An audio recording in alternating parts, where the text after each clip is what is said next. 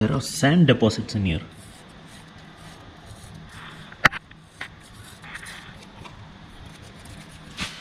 I'm not sure if you can really see this in the camera, but yeah, it's like super dirty. I've always had this bad luck that every time I purchase the vehicle just before the monsoon time, and every now and then I have to clean my bike or I have to clean my car just to make sure that it's clean and it looks like a new car or it looks like a new bike. But somehow this color and when it's mixed with the orange, it doesn't really look that dirty when you see it from a distance. Yeah, so I guess it's the right time to clean the bike. Probably I'll shoot a video tomorrow to show you how I clean my vehicles. But why should you watch it? Because the way I clean my vehicles is more water efficient than you do it in a service center or do it in a water washing center. I don't prefer giving to any of these people because there are pretty much chances of damaging your paint. So I clean it myself and I clean it with just 1 or 2 liters of water. That's all I do. And tomorrow I'll show you how I do that. So alright, so I'll cut here and take you to the cleaning process. Take 1 liter of water in the manual sprayer and 10 ml of this waterless car wash kit and mix it together. Take 3 numbers of clean microfiber cloth, 1 hub brush for cleaning your rims, a pair of latex gloves to protect your hand, a tire dresser which is totally optional, and then a duster which is the most important thing. So now we have got the things we need, let's do the cleaning. Dusting with this Dopazzo duster is the first and foremost crucial step in this entire process. This duster is specially designed to wipe off and absorb surface dust almost instantly.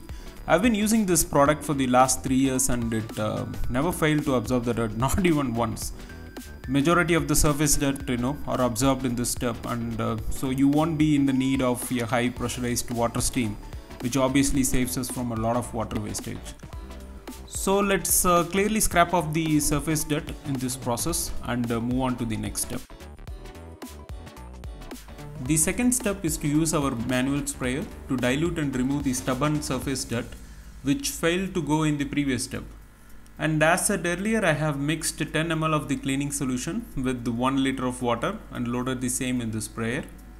Here you can see me pumping the can, that's to rebuild the pressure in it. And also you might see me being extra generous on the spray, but trust me, by the end of this process I even had some water left out of this. Okay, and now that the stubborn dirt is diluted, let's proceed to the next step. Take 1 clean microfiber cloth and start wiping the dirt and water from the top. We do this from the top so the water doesn't drip as we move further down. Don't take too much time to wipe after the water wash process, as depending on the weather, the water drops might get dried off and create marks on the surface. So once you are done with the first wipe, take another clean microfiber cloth and dry wipe the surface clearly so there are no marks to it. I didn't use my latex gloves, so I got some grease marks in my hand, so use one if you have. And also do not forget to wipe the dirt off your fork cap so the dirt doesn't get accumulated and enter the fork. Always do this as a practice so your fork oil seal stays intact from dirt. And also by the end of this step, you should be convinced that there is no dirt or whatsoever in your bike. If there is any, just repeat the process on the surface area as required. Well, this is the last step and it is quite optional. There are many products in the market and I am going with the 3M tire dresser here.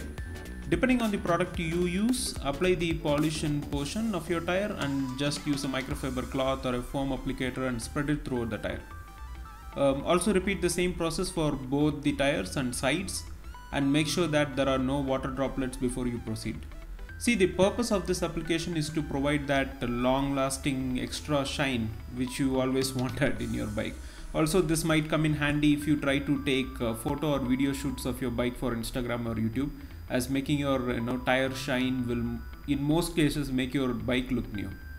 The waterless solution which we used already has a wax to it, so you won't need any additional polish to your bike apart from this. So that's it for the video guys. I hope you liked it and found it useful.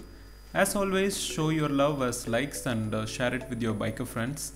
And if you haven't subscribed yet, do subscribe to our channel for more awesome content and click the bell icon to stay notified. Have a great day, stay safe and have a safe ride. Bye bye.